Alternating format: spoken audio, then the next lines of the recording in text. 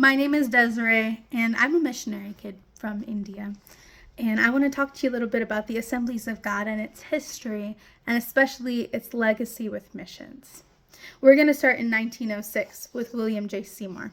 He started the Azusa Street Revival, and in a time when Jim Crow laws were still very real and segregation and racism was plaguing America, he decided to not let bitterness consume him, but just love God and love people. And because of that, the Holy Spirit moved and started redeeming all of the past of slavery and racism by reconciling the races, but not just that, but sending out missionaries into the entire world. I want to talk to you about some of those missionaries because I believe that they're the reason the Assemblies of God is all that it is today. So I want you to see their faces and hear their stories. This is Mark and Huldah Buntain. They were evangelists that traveled the world doing crusades. They were going to India for just a year, but then when they got there, the Lord touched their hearts and they stayed there for the rest of their lives. They started a feeding ministry because at one of their crusades, this man heckled and said, "Preacher, before you tell us about a God that loves us, feed our bellies." And then they met this girl and she fainted and almost died, and they had to rush her to this hospital that was barely even a hospital. And when they asked her when the last time she ate was, she said she didn't remember. So from that, they birthed, the Lord birthed in their heart a hospital and a feeding program that's still impacting people in India today and changing lives. To the point that Mother Teresa would bring anyone that needed any kind of medical assistance to their hospital. Like, that's how good it was. And she told Mrs. Buntain that it doesn't matter what you do, it just matters how much love you put into it. And I think that's beautiful. And that tells kind of their story. Here's a picture of them doing their feeding program where hundreds of thousands of people would line up every single day just for a meal. Moving on. David and Beth Grant, the founders of Project Rescue, dealing with human trafficking and sex abuse victims. They walked into the red light district and then they said, "Yes, God, here we are. Use us." The Lord said, "These are my daughters and I want you to reach them." And they're still helping rescue people out of that life till today. Then we have Lillian Trasher, who is one of my absolute favorites.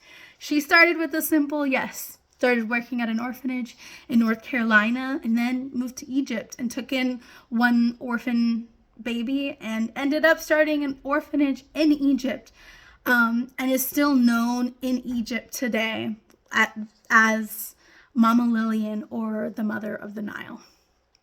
She even earned the respect of the Egyptian government. That's how well she loved people. And even though she was all the way in Egypt, she still managed to inspire a Gladys Hinson, who wanted to go to China but wasn't able to because of political unrest. Ended up starting an orphanage in the United States, but died young. But I love how God brings everything full circle, because only a couple years later did Lillian Trasher come and visit that orphanage that impacted hundreds of kids. Speeding along, we have John Eric Booth Cliburn and Lucille.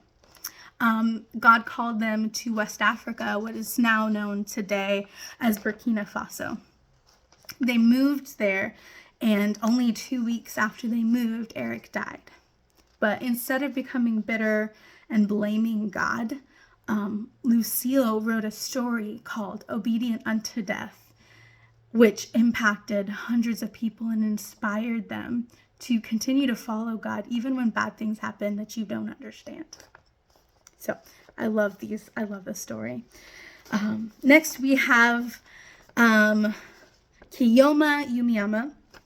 He was an unbeliever, and a friend gave him an American English book, which turned out to be the Bible, which he was reading and ended up believing the gospel. Long story short, dropping out of medical school. His parents disowned him. However, because he gave God his yes, he ended up becoming the first pastor of the first Assemblies of God church in Tokyo.